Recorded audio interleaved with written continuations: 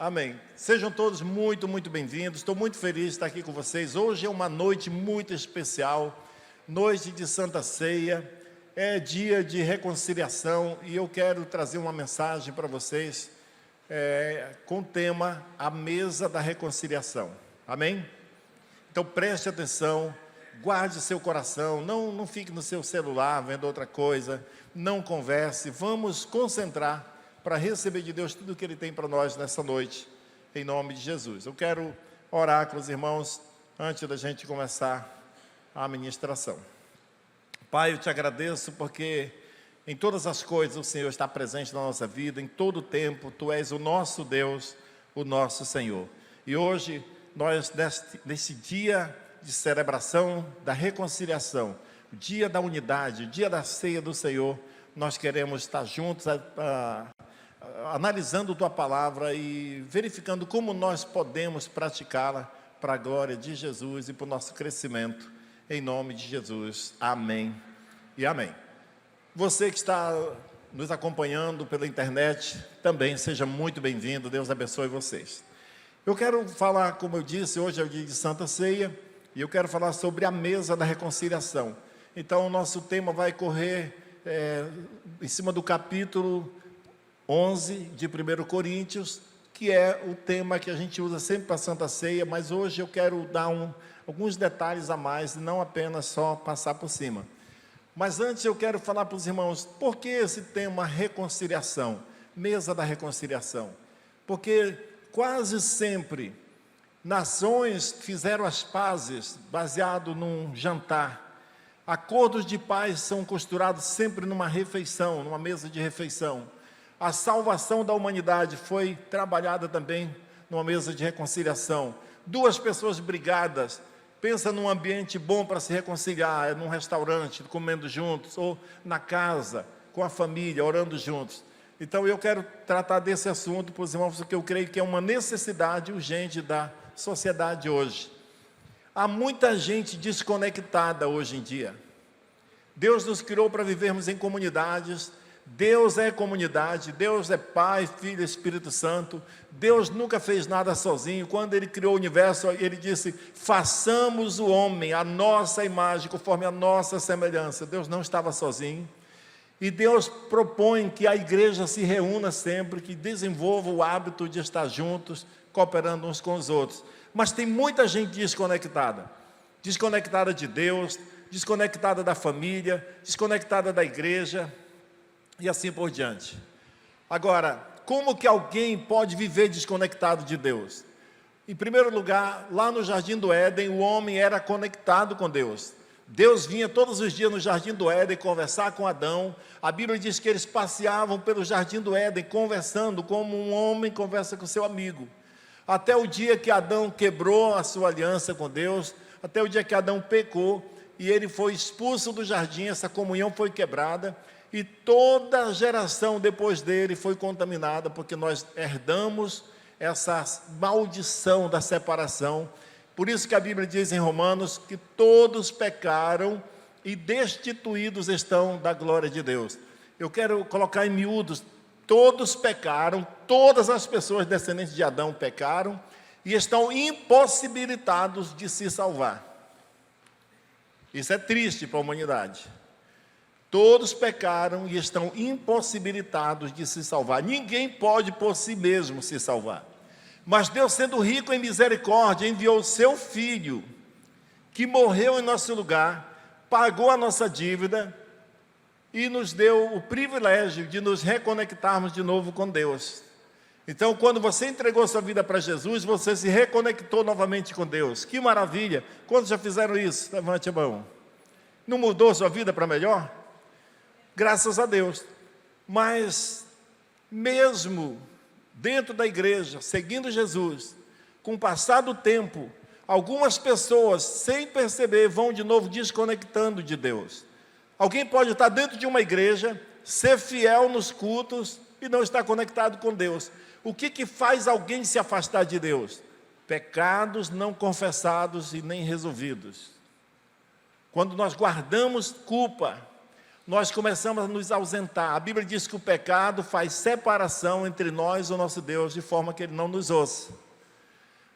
Agora, por que isso ainda acontece? Muitas vezes é por falta também de conhecimento, ou por falta de uma determinação da nossa parte, de eu vou confessar o meu pecado, eu vou me humilhar, eu vou colocar diante de Deus, vou receber perdão. A Bíblia diz, se confessarmos nossos pecados, Ele é fiel e justo para nos perdoar os pecados e nos purificar de toda injustiça.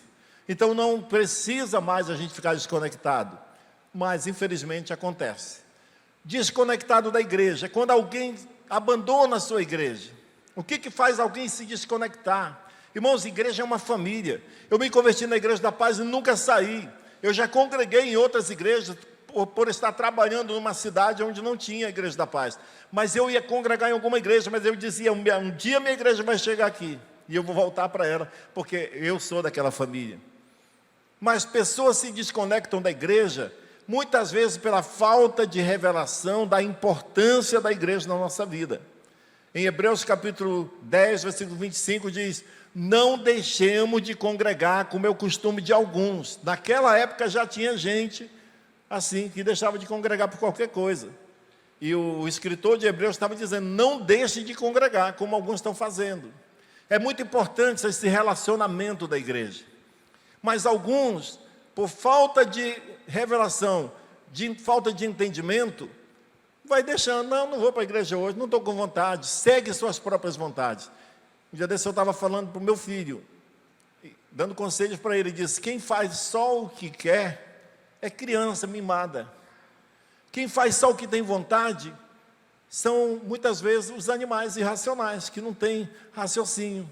Porque o ser humano maduro, ele sabe o que ele quer, e ele sabe discernir os desejos dele, se são bons, se condiz com o que ele quer, de verdade, de fato. Então nós temos que tomar decisões.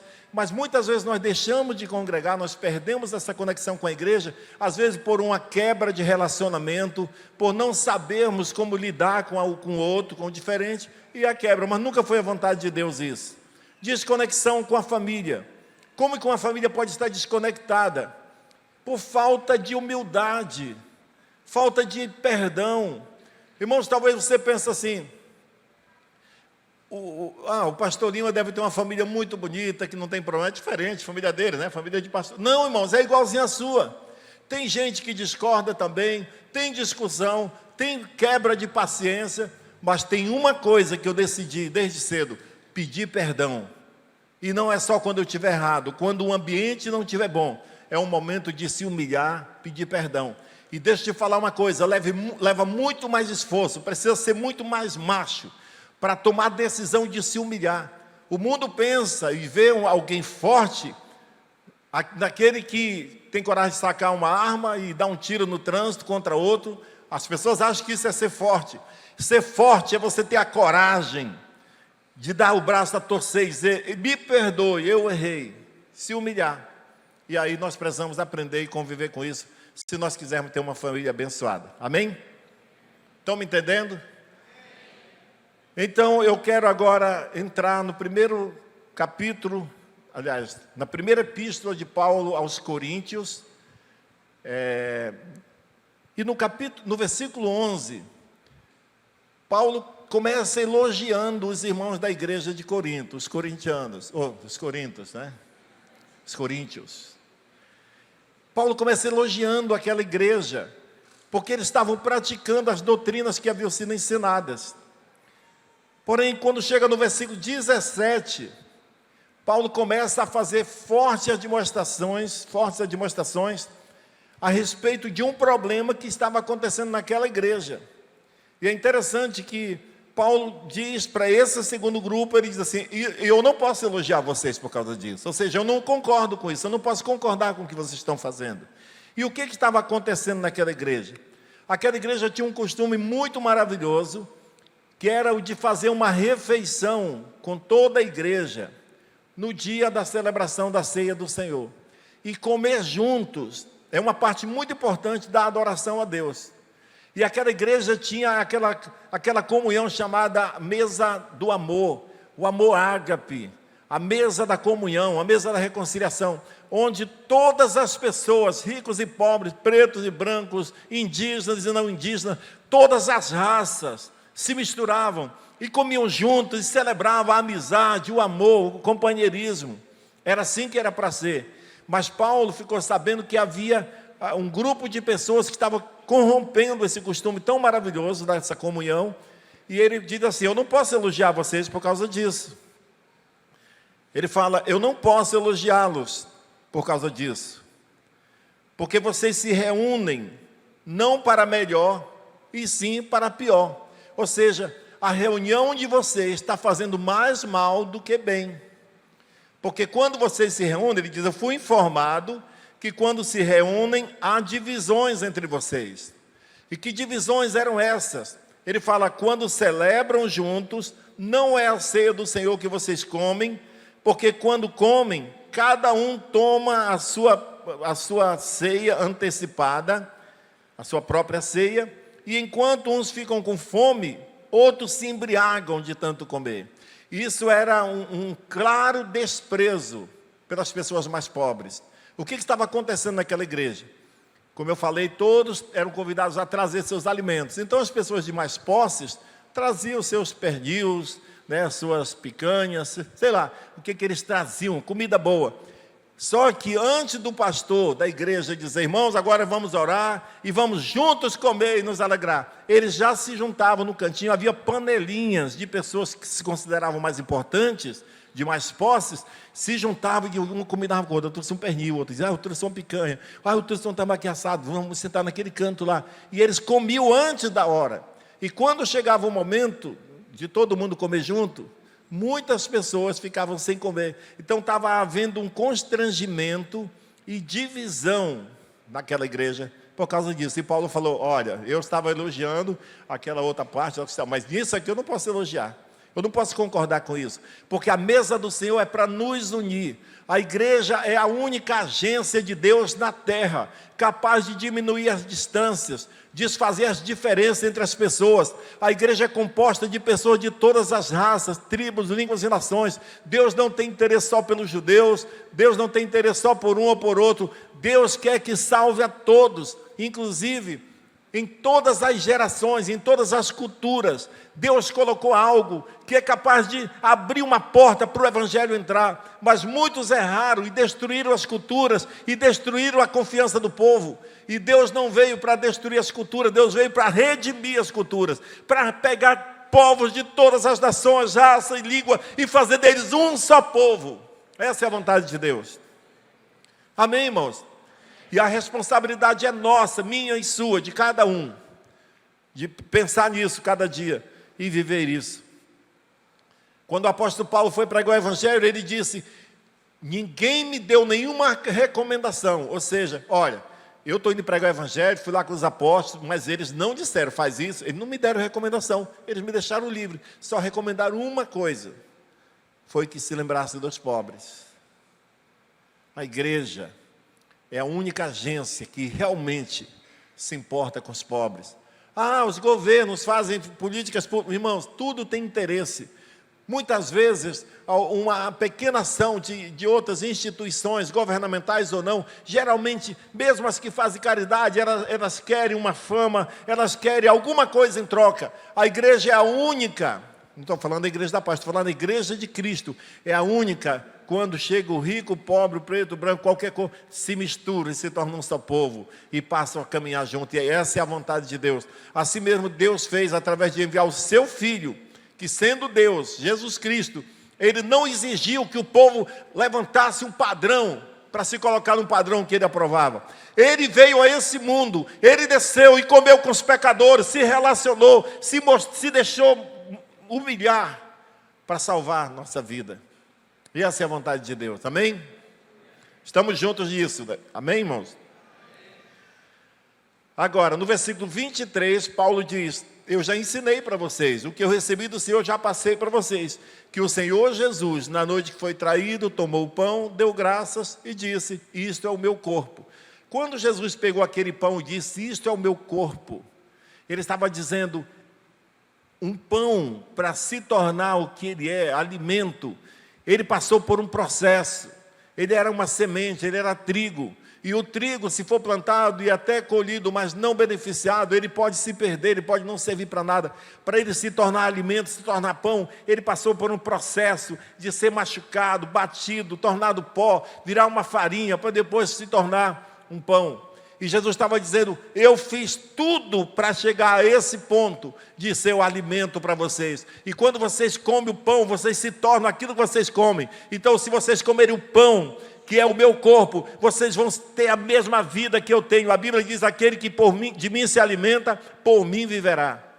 Então a Santa Ceia tem essa prerrogativa de nos unir a Cristo Jesus, fazendo com que a nossa fé seja aumentada.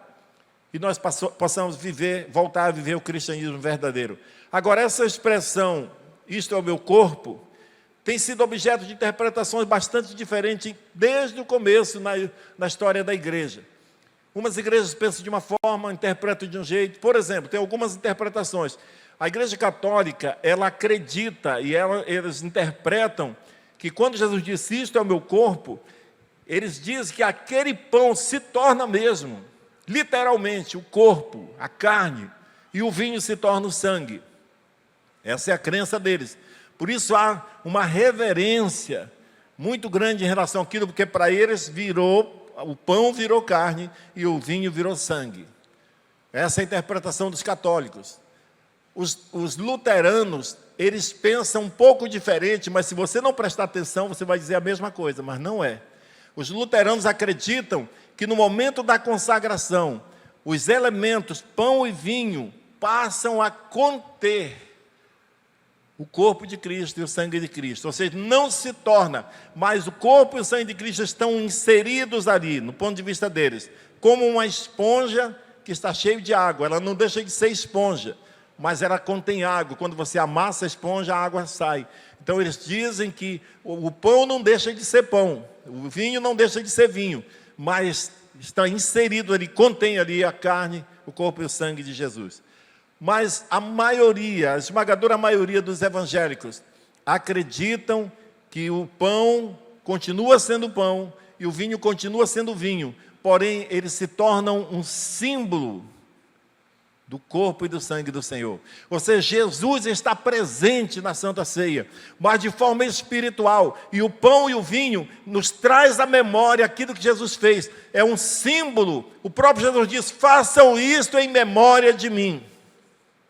Em memória da minha morte, até que eu venha. Ou seja, pega esse pão e esse vinho e consagra a Deus e lembra de todo o processo. Lembra que para ele virar pão, ele sofreu, ele foi maltratado. Lembra que eu fui machucado, eu sendo Deus, fui esmagado, fui julgado, fui humilhado, para hoje te dar a salvação eterna. Eu paguei pelos seus pecados. Então, a prerrogativa da Santa Ceia é trazer a gente de volta a ver o que Jesus fez na cruz e nos colocar no coração uma santa gratidão, ao ponto da gente pensar, meu Deus, eu era perdido, eu estava caminhando para o inferno, mas o Filho de Deus morreu em meu lugar, e me deu o direito de herdar a vida eterna, eu posso ser salvo, porque Jesus morreu por mim.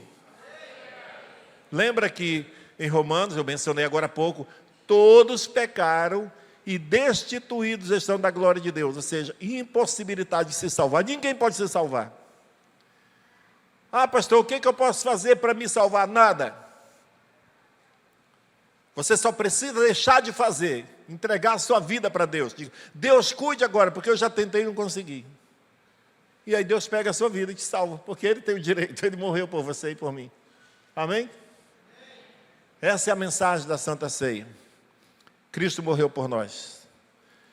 Isso é muito maravilhoso. Agora,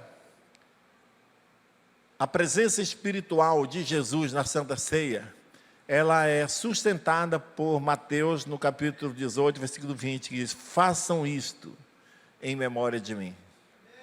É um memorial, é um símbolo do sacrifício de Jesus.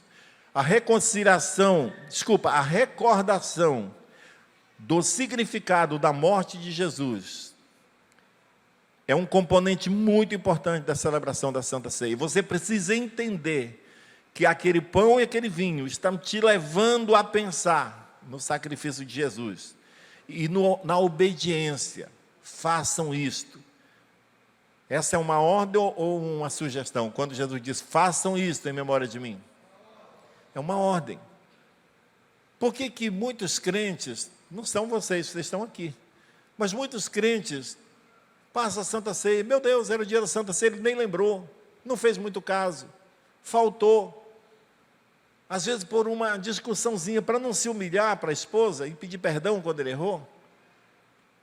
Ou talvez quando ela errou, que ela erra mais, né? Aí facilita para os homens. E ainda bem, pastor, que você está falando uma coisa. É verdade, as mulheres parece que irritam mais a gente do que a gente elas. Estou brincando. Brincadeira, irmãos. É brincadeira. Mas, sabe, às vezes a gente ficou chateado, irado, saiu de casa, bateu a porta e veio embora para a igreja ainda. Olha, vai adorar a Deus desse jeito. E isso era a Santa Ceia. Não vou tomar ceia hoje. Não custava você voltar correndo em casa, ou então ligar para ela, pedir perdão, meu amor, me perdoe, eu errei, eu tenho a prerrogativa dada por Deus de ser o cabeça, eu quero me humilhar, não importa se a culpa foi sua ou minha, eu estou me humilhando e pedindo perdão pelo acontecido, e tomar Santa Ceia. É isso que a Bíblia ensina, para a gente julgar nós mesmos. Amém? Aqueles que assumiram um compromisso pessoal de seguir Jesus, devem sempre participar da Santa Ceia. No versículo 26, diz, todas as vezes que vocês comerem este pão e beberem o cálice, anunciam a morte do Senhor até que Ele venha. Então não tem um tempo. Por quanto tempo tem que tomar Santa Ceia, pastor? Até eu completar 60 anos? Não, até Jesus voltar, ou você ir, até que Ele venha. A Santa Ceia, ela aponta para a morte de Jesus, ela aponta para a nossa necessidade de arrependimento e conversão, e isso leva a quebrantamento. Foi na cruz, onde um dia eu vi meus pecados castigados em Jesus. Quem não toma a sua cruz e não me segue, não é digno de mim. Cruz é renúncia.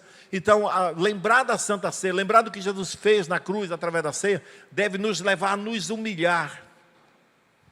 Mas também deve nos lembrar que uma porta se abre até que Ele venha. Ele vem nos buscar. Um dia nós vamos participar do banquete, que não vai ser uma mesinha dessa aqui não. Vai ser uma mesa gigantesca. A mesa para todas as nações estarem representadas ali. E o próprio Jesus vai estar junto, servindo aquela mesa. Vai ser maravilhoso. Amém? Isso não é animador? Então nunca deixe de tomar Santa Ceia. É muito importante você ter um compromisso de participar da ceia do Senhor sempre. Agora, ele diz, aquele que comeu o pão ou bebeu o cálice do Senhor indignamente, será réu do corpo e sangue do Senhor. O que é estar indigno de tomar a Santa Ceia? Sabe, um crente só está indigno se ele estiver com alguma coisa escondida, não confessada, não arrependida. Se tiver algum pecado que você praticou e não pediu perdão, não consertou com as pessoas a quem você ofendeu, aí você está indigno. Mas isso não significa que você deve se justificar e dizer, não posso tomar, pastor. Eu estou no meu direito de não tomar, porque eu estou indigno. Que coisa feia. Quem é indigno se torna indigno, porque Jesus morreu na cruz para te tornar digno. Siga o exemplo de Jesus, pede perdão e se conserta, e participa da ceia do Senhor. Que cada um examine a si mesmo, a Bíblia diz, olha o que deve ser feito, cada um examine a si mesmo, pois quem come e bebe sem discernir o corpo, come e bebe juízo para si. É por isso que há entre vocês muitos fracos e doentes, e não poucos dos que já morreram. Paulo estava dizendo para a igreja de Corinto, muita gente aqui está doente, outros estão fracos, outros até já morreram, porque tomaram a ceia do Senhor indignamente. Agora, ele diz, se julgássemos a nós mesmos, não seríamos julgados.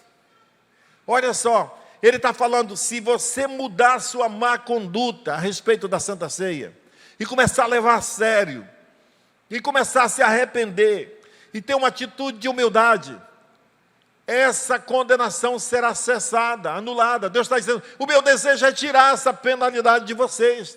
O meu desejo é fazer com que essa condenação que está permeando a muitas igrejas e muitos cristãos por tomarem a Santa Ceia indignamente, por isso estão ficando fracos, doentes e morrendo. Deus quer cessar com isso por um simples ato de arrependimento. Se julgássemos a nós mesmos, não seríamos julgados por Deus. Aquela morte, aquela doença, aquela fraqueza que ele disse que estava acontecendo em Corinto, era um julgamento de Deus sobre a igreja que estava fazendo a ceia de forma indigna. Aqueles irmãos que estavam comendo e desprezando os outros, fazendo panelinhas. É disso que Paulo está falando, havendo uma injustiça dentro da igreja. E Deus estava, e por isso tem muita gente morrendo, doente e fraco. Se vocês se arrependerem e se reconciliarem, a praga cessa. Olha só, quando Deus nos aponta um pecado, quando a Bíblia nos mostra uma falha, nunca é para nos condenar, nunca é para nos envergonhar, nunca é para nos botar para baixo. O diabo, sim, ele tenta acusar as pessoas para elas desistirem. Mas quando o Espírito Santo traz à nossa memória alguma falha, ele está nos mostrando a oportunidade de nós resolvermos aquela questão e caminharmos com Jesus para a vitória em Cristo. Isso é muito bom. Então, quando os cristãos discernem corretamente os seus pecados e deles se convertem e buscam perdão, então, como princípio geral, eles não sofrerão a penalidade de Deus mais. Olha só, quando você faz uma autoanálise, e você detecta pecados, e você se arrepende, e você confessa a Deus, você pode ter certeza que a penalidade de Deus, você não vai sofrer penalidade de Deus naquelas áreas. A Bíblia diz, se alguém ouve a minha palavra e crê naquele que me enviou, tem no presente a vida eterna, não será julgado, mas passou da morte para a vida. Aleluia. Este versículo ensina, portanto, que os cristãos não devem pensar que Deus é um Deus vingador, que Deus é um Deus julgador. Ele julga, mas ele não é a prerrogativa principal. Deus não é conhecido como um Deus julgador. Sabe como Deus é conhecido, irmão? Desde o Antigo Testamento, como um Deus bondoso. Quando Moisés teve aquele episódio lá da água, da rocha, Deus disse, porque você não mostrou a minha bondade ao povo de Israel, você não vai entrar na terra prometida. Quando Moisés disse, Senhor, se eu encontrei graça diante do Senhor, deixa eu te ver, eu quero ver a tua face, me permite enxergar o Senhor. E ele disse, nenhum homem pode me ver e continuar vivo, mas eu vou fazer uma exceção com você, porque você tem sido meu amigo, você tem andado no meu caminho, entra na fenda dessa rocha, eu vou cobrir com a minha mão, porque ninguém pode ver a minha face, mas quando eu tiver passado, eu vou tirar a mão, e eu vou deixar você ver toda a minha bondade. Deus é conhecido como um Deus de bondade. Deus quer perdoar todas as pessoas. O desejo de Deus é de resgatar aquele que está caído, que está na miséria, que está clamando por socorro.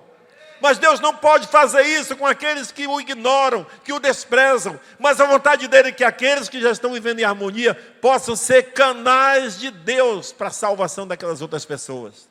Nós podemos fazer amizade com elas, como Deus fez com o mundo caído, chegar e se compartilhar a bondade de Deus com essas pessoas. Amém?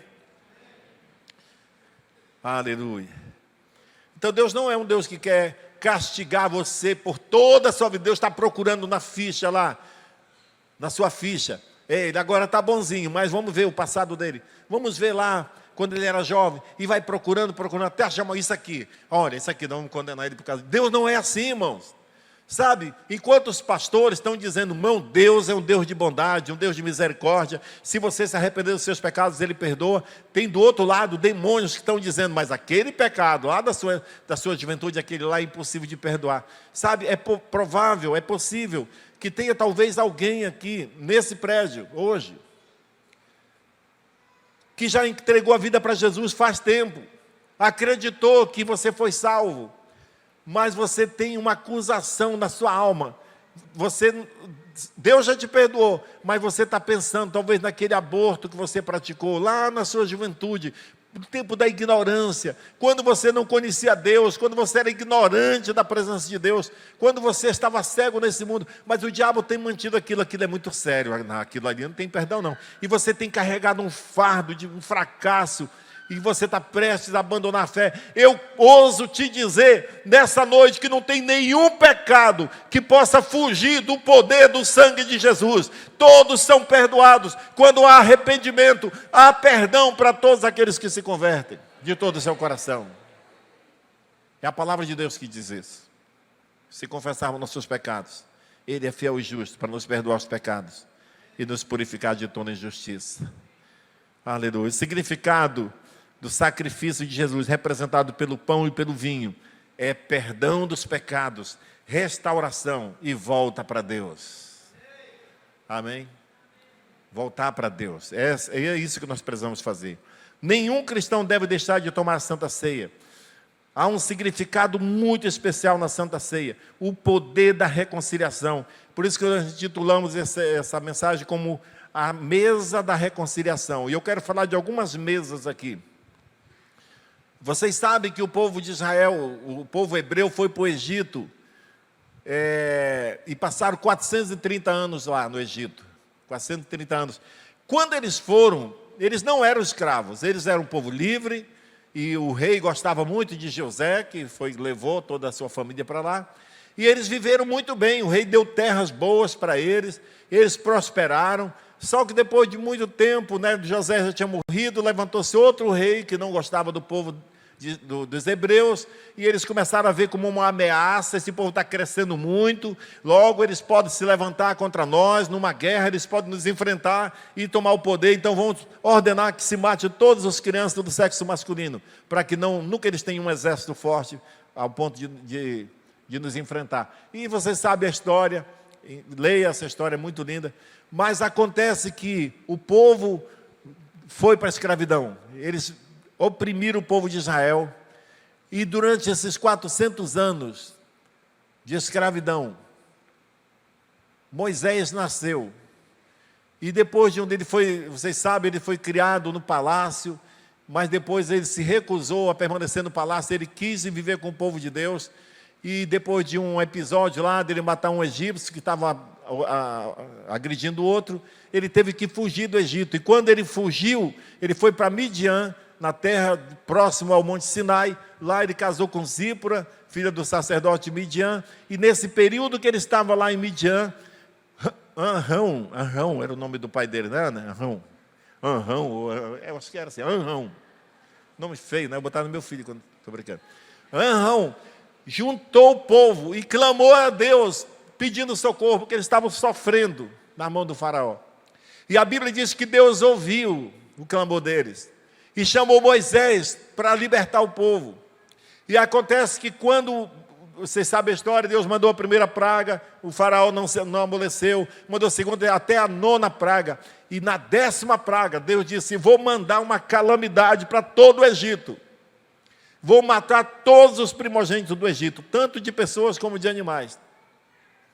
Só que durante esse período da escravidão, muitos hebreus que antes eram livres, todos eram livres antes, mas quando começou a escravidão, alguns hebreus que estavam trabalhando já para o faraó, trabalhando no palácio, tendo uma vida boa como egípcio, eles falaram: não, eu vou ficar do lado do Egito. E eles passaram a adorar os deuses do Egito, a aderir à religião pagã do Egito, a ter uma vida boa, enquanto que o povo fiel a Deus ficou no sofrimento da escravidão. Mas quando veio a calamidade, a morte de todos os primogênitos, naquela noite que foi determinado que todos os hebreus matassem um cordeiro, em cada casa tinha um cordeiro morto, o cordeiro da Páscoa, e naquela noite toda a família devia estar junta. A Bíblia diz assim: nenhum de vocês deve estar fora da sua casa naquela noite. E o sangue do cordeiro deve ser passado nos umbrais da porta para identificar a casa onde estavam os hebreus. Porque quando o anjo da morte vier, entrando de casa em casa e matando o primogênito dos egípcios, quando eles chegaram na casa que eles viram o sangue do cordeiro, eles vão passar por cima. Por isso o nome é Páscoa, passar por cima. Vão passar por cima daquela casa. Rapaz, Deus é demais, hein? E não vai fazer mal naquela casa, não vai haver praga naquela casa.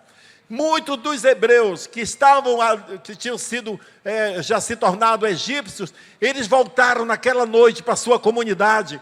E eles se reconciliaram naquela mesa da Páscoa, da primeira Páscoa, ao comer o cordeiro junto com as famílias, e a morte dos primogênitos no Egito estava acontecendo. Eles se reconciliaram, e quando os hebreus saíram do Egito aos milhares, eles saíram juntos, eles voltaram e se reconciliaram. Essa é a primeira mesa de reconciliação que eu posso falar aqui. A segunda mesa de reconciliação que eu vou mencionar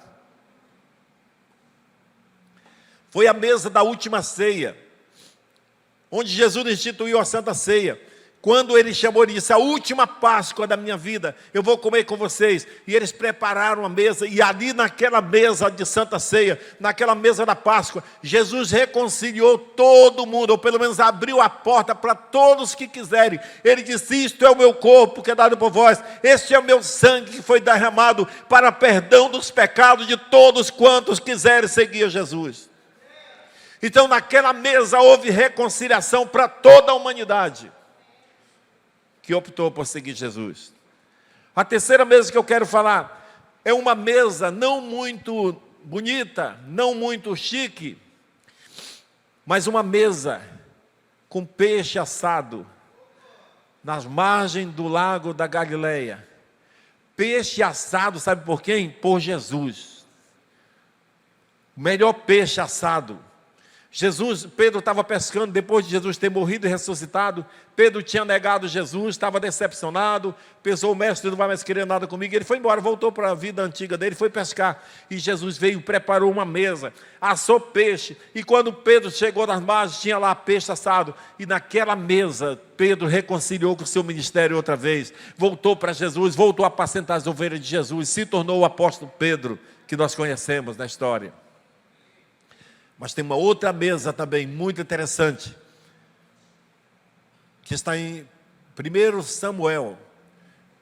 Quando Davi assumiu, tomou conta de todo Israel, como rei de todo Israel, e o rei Saul, o antigo rei, tinha morrido na batalha. Era comum, quando um rei perdia uma guerra e outro rei tomava o trono, eles mandavam matar todos os descendentes do rei anterior, para que ninguém se levantasse reclamando direito de reinar e não fosse criar guerra com eles. Então isso aconteceu, todos os descendentes de Saul foram mortos, mas uma empregada fugiu com um dos filhos de Jonatas, que era neto de Saul. Jonatas era o filho de Saul, que era amigo de Davi. E esse filho de Jonatas era criança ainda, e a empregada saiu correndo com ele para esconder, para não matarem. E ela deixou a criança cair, e ele machucou os 2 pés, e ele cresceu com os pés tortos, ele não podia andar direito, e ele ficou escondido toda a vida, porque ele sabia: se eu aparecer, eu sou o próximo a morrer, porque sou descendente de Saul. E ele ficou anos da vida, eu não sei quantos anos, mas ele já era adulto, quando um dia o rei Davi devia estar adorando a Deus, e ele caiu em si e disse, chamou seus funcionários, seus oficiais, e disse: porventura, existe algum descendente do rei Saul, para que eu possa mostrar para ele a bondade de Deus? Irmãos, isso impacta a nossa vida, porque alguém que estava destinado à morte, o rei decide dar vida. Ele diz: eu vou mostrar não a minha bondade, porque não tem ninguém bom nessa terra, mas eu vou mostrar para ele como Deus faz. Alguém que estava destinado à morte, alguém que estava caminhando para o inferno, Deus vem e dá vida, anula a sentença. E disseram para ele: tem Mefibosete, filho de Jonatas. E ele perguntou: onde ele está? Eles disseram: ele vive escondido em Lodebar. Lodebar, o significado da palavra Lodebar, era uma cidadezinha muito escondida, muito pobre. Lodebar significa terra sem pasto, uma terra seca, sem vida, sem esperança. Sabe, irmãos, infelizmente, tem muita gente vivendo assim hoje. Nós temos alegria, nós celebramos, vamos tomar Santa Ceia já já, mas tem muita gente sem esperança. Tem muita gente que está vivendo num ambiente de que ela olha para todos os lados e não vê saída. Ela não tem a fé em Deus que muitos têm. Então eu quero te falar que nós que estamos cheios dessa fé, nós temos que sair por essas portas determinados de sermos o amor de Deus, de demonstrar a bondade de Deus para essas pessoas. Sabe o que Davi fez? Mandou trazer Mefibosete. Quando trouxeram ele, eu imagino Mefibosete pensando: meu Deus, o rei mandou me chamar, é o dia da minha morte. E quando ele chegou lá, ele teve uma grande surpresa, porque Saul disse: por amor ao seu pai, Jonatas, que era meu amigo, eu vou devolver todas as terras que eram do seu pai, vão ser suas. Você vai ficar rico, mas eu faço questão que você coma na minha mesa todos os dias da sua vida. Olha só, uma mesa de restauração, uma mesa de reconciliação. Não foi só um dia, você vai comer essa semana e depois você vai para sua casa. Não, eu faço questão de mostrar a bondade de Deus. Cada vez que você, Mefibosete, sentar na minha mesa e os meus funcionários verem, e a minha família ver, eles vão dizer, isso é bondade de Deus. Isso não é coisa de um homem, isso é coisa de Deus. Deixa eu te falar, quando Deus te salvou e te deu nova vida, Ele não foi só por um tempo, não é só para a juventude, não é só para os velhos, como alguns pensam, os adolescentes se convertem, depois desviam, se perdem. Não! A conversão é para toda a sua vida. Sabe o que vai acontecer? Nós vamos um dia estar juntos. Todos nós vamos estar juntos naquela grande mesa do Rei Jesus, no reino dos céus. E Ele vai dizer, essa é a bondade de Deus.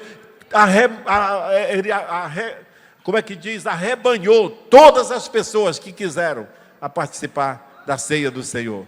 É por isso que nós estamos aqui hoje. Amém?